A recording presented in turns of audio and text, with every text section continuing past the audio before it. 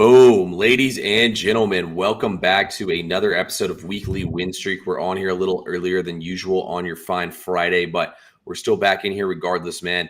To your boy TP3 Bets and what up, bro? The real question is, guys, when I say what up, bro, how are you doing? Am I saying what up? What's up to bro? Or am I saying his name? What up, bro? How are we doing? That's actually a great point. Yeah, would you say what up, bro? That's so funny. I never really thought about that. What if I'm saying both? It could be. There's a brain breaker right there. Yeah. Wow, way to throw a fucking kerfuckle at me right in the beginning here. Curveball, knuckle curve. Matt Waldron knuckle curve. Yeah. We're doing all right today, man. Would have loved to start today with a win. But we didn't start today with a loss either. So a push. Also can confirm Chipotle's brisket is not that good. I'm actually highly disappointed, but that's okay. TP3, what about you? Man, I could have told you Chipotle's brisket wasn't going to be it. Honestly, man, doing all right today. I mean, I'm a little pissed off about that rigged fucking NFL game, but you know, what can you do, man? That's part of gambling. That's part of life. You got to take the good with the bad and move on. It's been definitely feels like that the world is just out to get me right now. But I mean, that's kind of like what happens in sports betting. If I'm being honest with you, you'll literally lose on the most bullshit ever and think the whole world's out to get you. But you just got to remember it's all going to come back in your direction at some point. So we're due for some positive regression here. After that bullshit happened last night, we'll be due for some tonight. Man. We got two decent college football games tonight. Maybe the dogs are barking in them, maybe not. I don't have side bets on either of them. I do have a total play in one game, and I'm interested to talk about this Miami-Virginia Tech game in depth. So it'll be a decent show. We got an MLB play for y'all as well. So we got a lot of stuff coming up for y'all at the top of the hour. First, bro, let's talk a little bit about football here, man. So I was just sitting here watching NFL Live. I was finishing up some other stuff. Looks like Devontae Smith's going to be out. A.J. Brown, we see this game. What do you think, man? Are the Eagles going to be able to find enough offense to cover 1.5 points against Tampa? No, they're not. I think, especially, it comes down to the defensive side of things as well. Their defense is garbage. Is garbage. Everything I read shows that Chris Godwin's going to play. Mike Evans is going to play. Baker's balling. Like, hey, if they're at full health and the Eagles don't have anyone to throw the ball to, you got to take the Buccaneers. And I think the Buccaneers are at home too. Everything points Buccaneers, man. I don't know. What do you think, though? I mean, the Eagles feel like they've just kind of squeezed by, but I'm wondering why the line is what it is if nobody's playing for the Eagles. Is it a trap, TP3? Well, as we're sitting here right now, the most bet side play in the entire game in terms of tickets is Eagles money line minus 125. So that's interesting. I think people haven't factored out the fact that Brown and Smith are both going to be out here. Let me look up something here. Let's look at the Bucs injury report. I think the Bucs are going to be missing players in the secondary. So all right, here we go. So as of right now, Kalijah Cansey's out. Whitfield Jr. is out. Jalen McMillan, rookie wide receivers, out. I mean, Tampa Bay's defense is banged up, man. Vita Vea, limited participant. Tristan Wirfs is a limited participant on the offensive line. I mean, guys, both these teams are beat to hell. The Eagles don't have any.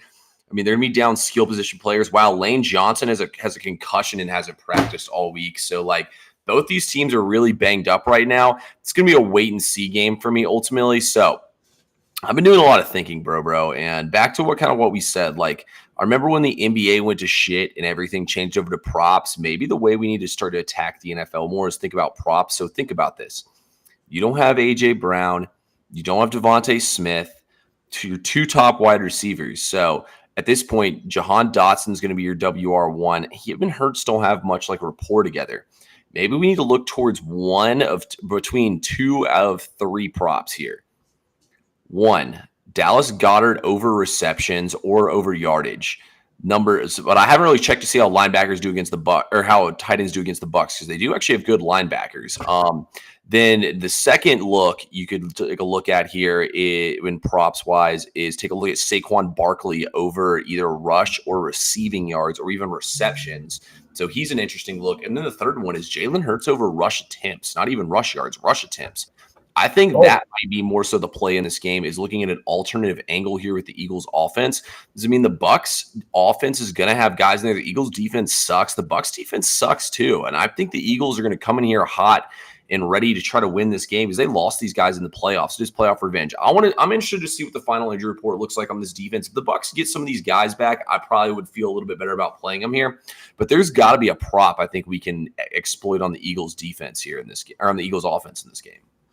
Yeah, I mean, I really like Jalen Hurts rushing anything, rushing yards, rushing attempts. He knows he's going to have to take it into his own hands. And Dallas Goedert over receptions. He's going to be peppered with targets. He's the only guy that Hurts has any rapport throwing to. I like the Dallas Goedert play a lot. Yeah, that's what I'm saying. I need to take a look at a couple stuff. I have a website I can look at matchups and stuff on. So that's actually what I'm going to do next after this because I just saw he was questionable right before I was trying to get things ready for this. So I'm going to take a look at some matchup stuff with props in this game.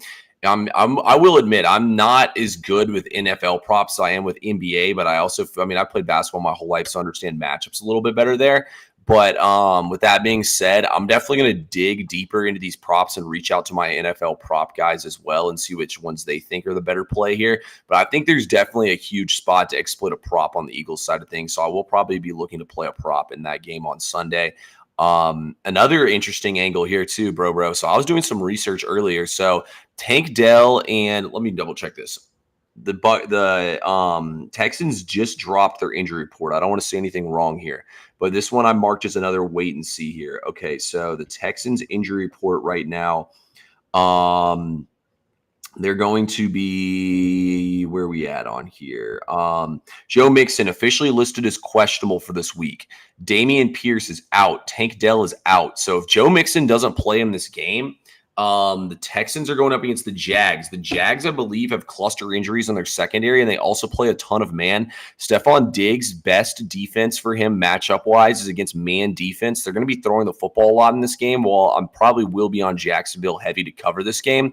I think that'll be my other prop look will be Stephon Diggs, either receptions or receiving yards over here, because, he's going to have – look what happened with Buffalo. Buffalo got whatever they wanted to with this Jacksonville defense. While I do think Jacksonville is going to play this game close, I still think CJ Stroud's going to have to throw the ball a ton. They're not really going to have any run game here. Cam Akers, their starting running back.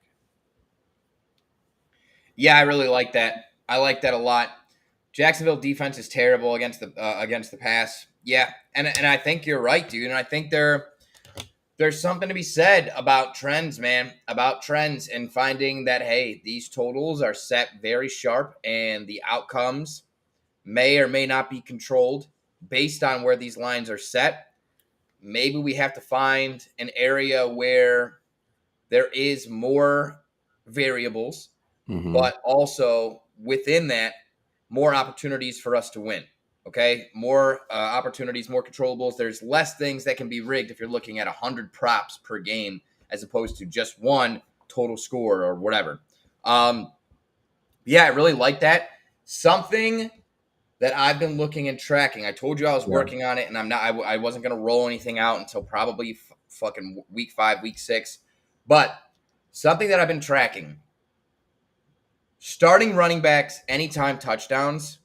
Yeah, dude, they're hitting at over 66% right now. Interesting. So I actually have a game. This play will probably be in my VIP, but if you're on here right now, you'll go ahead and get it early right now. It's not official yet, so don't go ahead and play it or anything like that, but this is something to think right here. Goes along with what you said about starting running backs scoring touchdowns. So while I've been sitting here researching NFL, I probably only have 2 to 3 sides, maybe 4 sides I feel comfortable actually playing this week.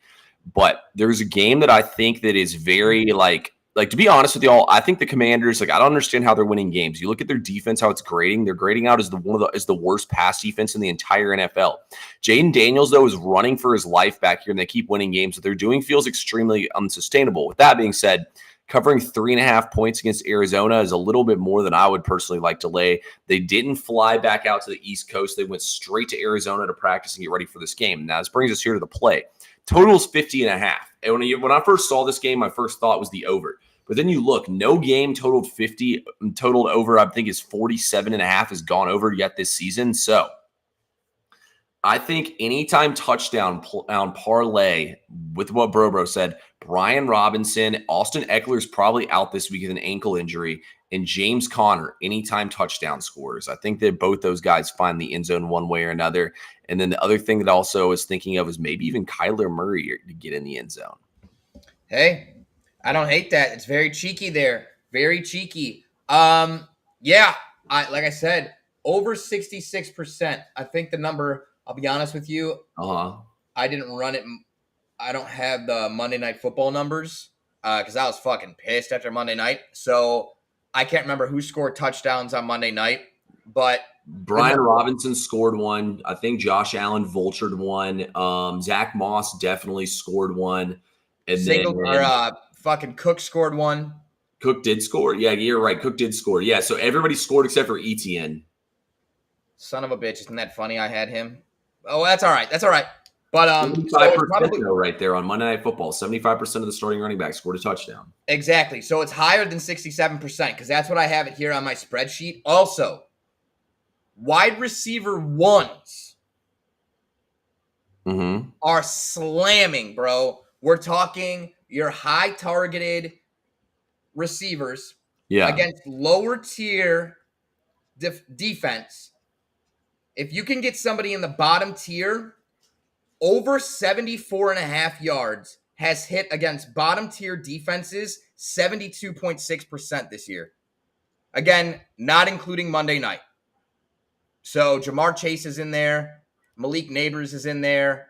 Or not Malik Neighbors, I'm sorry. I got recency bias from yesterday, but I don't have yesterday's logged in there either, Monday or Thursdays. So a little bit behind in the data just because, bad beats will do that to you. But nonetheless, man, I think we can take a big advantage of running back anytime touchdowns and primary receivers over like 70 yards alt. Like, dude, if you go like for example, if we were to do Jetta's, Jamar Chase, a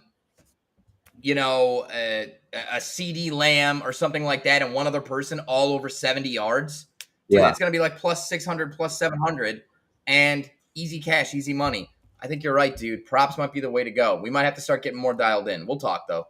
Guys, we know why you came, though. Oh, yeah. We know why you came. TP3 and I, sometimes we get lost in the sauce of how we can make you the most money and how we can make ourselves the most money. But if you want all the plays, they're over there on SoBet. SoBet. $10 for all of them. 50 veteran professional experts, one place. Get locked in today. And if you're not subscribed to TP3 on YouTube, to What Up Bro on YouTube, make sure you're doing so to get live notifications every single time the weekly win streak pops off. Now, we got MLB. We got NCAA football. We got a few look-aheads for Saturday. We are going to give you a free play to tide you over, MLB. Then we're going to talk about some spots that we really like for Saturday, maybe even Sunday spots. Then we're going to get you, if we have some college football plays for this evening as well. TP3, what is your favorite, or what is the MLB play that we're giving away for the folks today? Yeah, MLB play. So far, guys, I've only taken one play so far today, and it's the Pittsburgh Pirates plus 149 on the money line.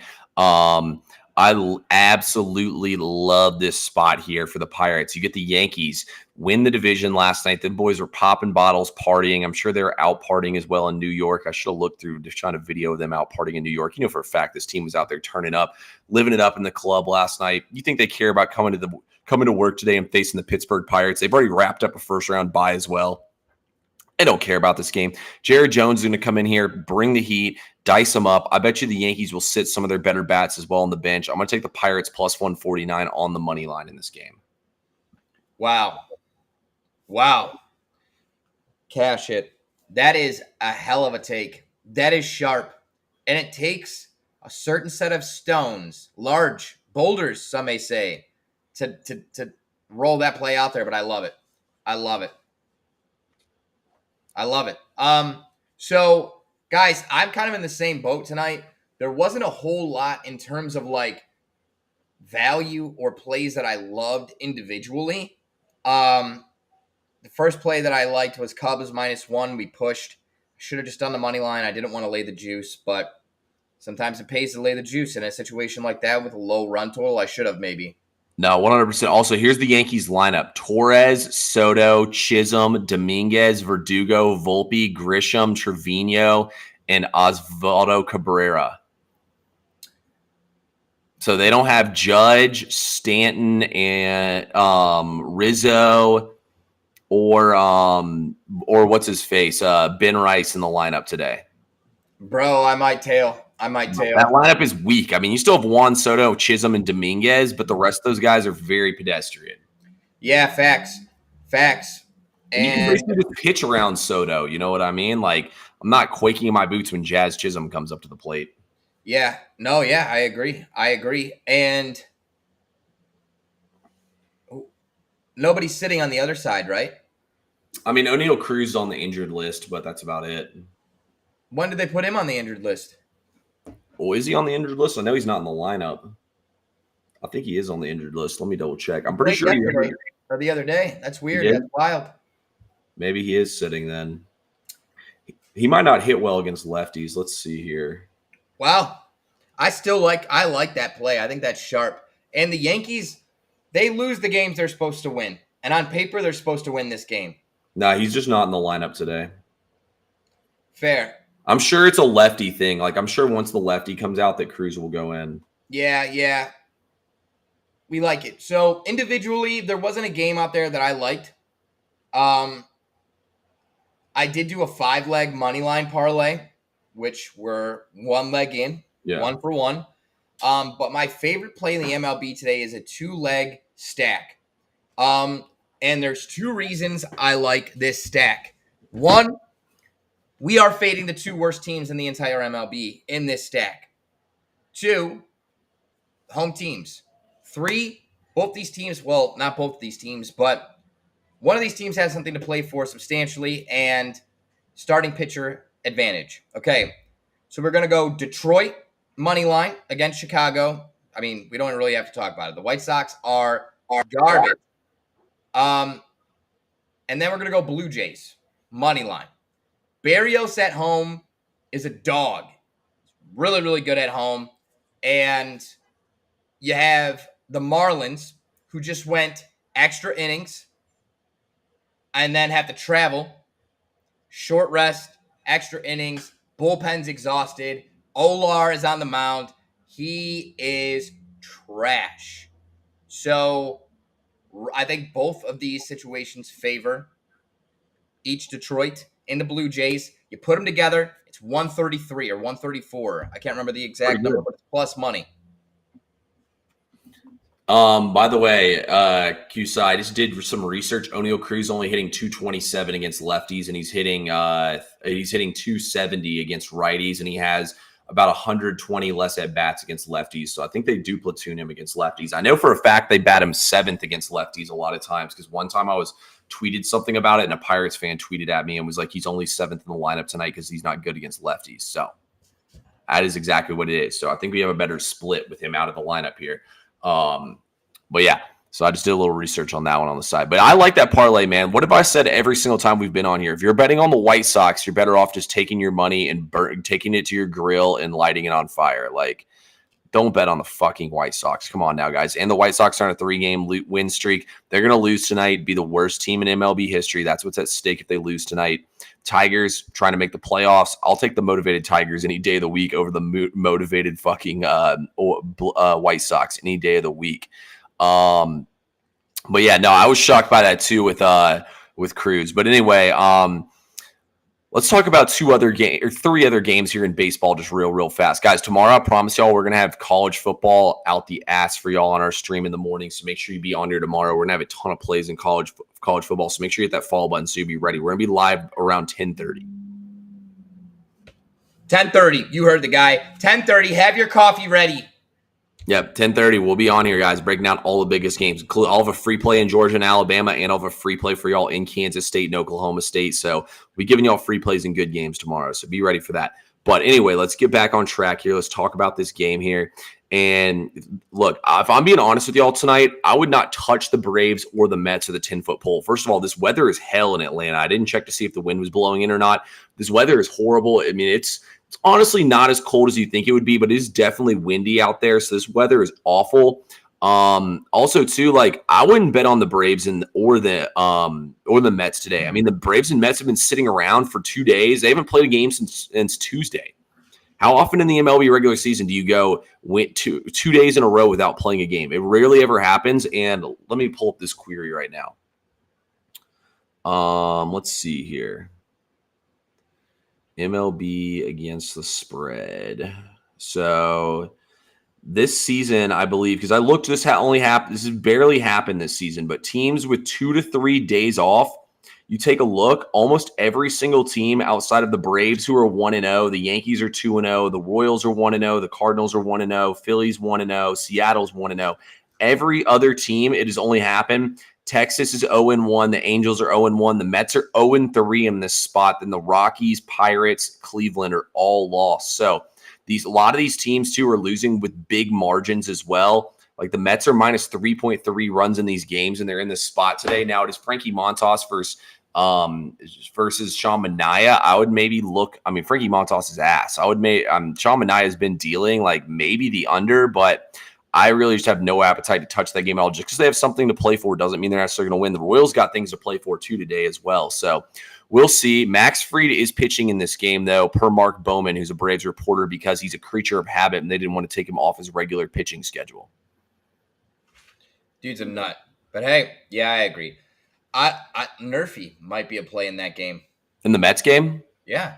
That's actually a good idea. Nerfy, not a bad look. The Mets top 3 are probably going to be rusty. They'll have Lindor back. He was supposed to play on Wednesday, so they should be rusty in that game. Then the other game too is like the Diamondbacks and the Padres game. I mean, I know the Padres don't have anything to play for, but they're probably going to pitch Darvish he'll probably throw 80 pitches because Darvish is, I think this is his 3rd or 4th start back from the IL. You want to make sure he's ready to rock for the postseason. I mean, the Padres probably aren't going to give too many guys the day off today. Their lineups aren't out yet because that's a later game today. I saw the total went down a half run. I thought about taking the over, but I'm going to sit this one out, honestly, because Martin Perez was going to pitch, and that was what I wanted. I wanted the over, but they clearly are pitching Darvish here. They want to get him pitches in here. I don't think the Padres, it feels like the Diamondbacks have all the pressure at point in time. They'll be getting the young guys in there. I don't just want to hop in there on them because they got something to play for, and the Padres don't. I mean, the Diamondbacks have been playing like trash lately. Yeah, they've been really bad. They've been really bad and costing me lots of coin, DP3. So I agree. And I wanted to back the Dodgers so bad today too, but I just can't. I can't. Oh, baby. We absolutely love the Dodgers haven't announced a starting pitcher yet, but we love the Rockies today. That's for sure. Hungover going to go play at altitude. Yeah. That's no fun. Sharp, you're on today. I feel big things coming your way, brother. Oh, I love it, bro. I love it. Yes. All right, guys. As you all know, first of all, it's a condensed MLB slate today. There's not a lot of games. Secondly, we do have college football on this evening. TP3, we have Rutgers. We have Washington. Oh, I forgot we got two games. Yep. We got Rutgers, Washington, and we got Miami, Vatek. T-Pizzle. Talk to me, brother. Tell me what you got. What is your best play for the college football slate? Yeah, so I'm going to sit out the Virginia Tech Miami game. We'll talk about that one afterwards, but I'll give you all the play first. We're taking the over tonight in this Washington and Rutgers game. Look, guys, when I look at this game and cap it, to be honest with y'all, I think Rutgers should win this game, but I don't necessarily say that I love their matchup here in this game. I think Rutgers has played some pretty weak opponents so far this season. Like Virginia Tech, I will talk about Virginia Tech here in a second, but Rutgers has definitely played some pretty weak competition. But Rutgers is running the ball well. Kyle Mungai, watch out for that guy. He's one of the best running backs in the nation. I believe he's 4th in rush yards. Look at these offenses, how they're grading out right now. Washington's 13th in offense, or 13th in rush success on offense, 4th in line yards, 9th in rush success. So they're definitely moving the ball up and down the field in these games. They've played some pretty bad teams too, but they're moving the ball at ease. Look at the flip side of things, man. You look at Rutgers. Rutgers is 15th in rush success, 8th in pass success, 9th in havoc, and 19th in drive qualities. Rutgers is going down the field and running the ball well in the red zone. I think both these teams are going to be able to use their run game in the red zone to get on the board and use these efficient offenses. Will Rogers playing pretty well. I like both these offenses. I think 44.5 is just way too low for a college football game. Like, you see 44.5 and you think you got Ohio State playing Michigan. Well, let me tell you all one thing. These teams aren't Ohio State or Michigan. There will be turnovers. There's going to be short fields in this game. We'll get over the total one way or another here. Give me the over. Yeah, I really like that. And it did. It did. We both were very good on the Army game. We both read it well. Yeah, we crushed it. Over and Army, but the over was a splash. They covered it themselves, I'm pretty sure. But I love that. And I think something else that really comes into play here, you saw Washington's defense have struggles against Washington State in the run game. Rutgers has the Big Ten's leading rusher from last year. He's gone for 165, 208, and 84 so far. Washington already gave up 100 fucking yards to Weber State. 130 rush yards to Weber State. Okay? With Rutgers also having number 1 passing down success rate right now in Power Conference football, and 7th in passing play success rate, I think they're going to see a lot of points. I think they're going to do T-Pizzle. We were talking about this earlier. I think Rutgers covers the I think they score 35 themselves. I think Rutgers gets 35 themselves. You need a touchdown out of Washington, a touchdown and a field goal, and you're Gucci. Yeah. I really like the over a lot. Sharp, sharp, sharp. No, I love both our plays in this game. I think Rutgers should win this game. Like, I honestly wanted to take them. Army over killed you 22 points in the fourth. Yeah, man, we gave out the over on the show yesterday.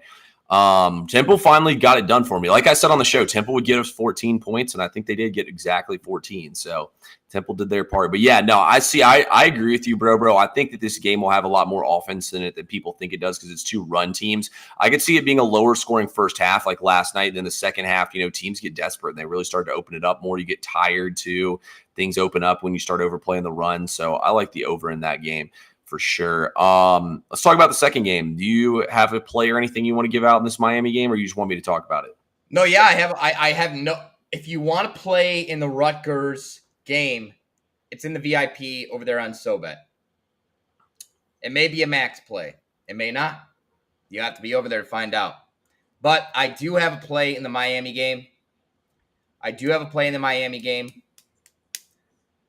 it is to utilize DraftKings and the DraftKings boost and get yourself to minus 14 if you can. I don't hate minus 17. I don't know where the line is now. It's been moving crazy.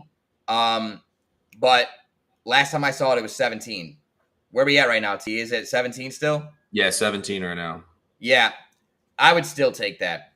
Guys, I'm a firm believer that Miami is the real deal this year. Miami is the real deal this year.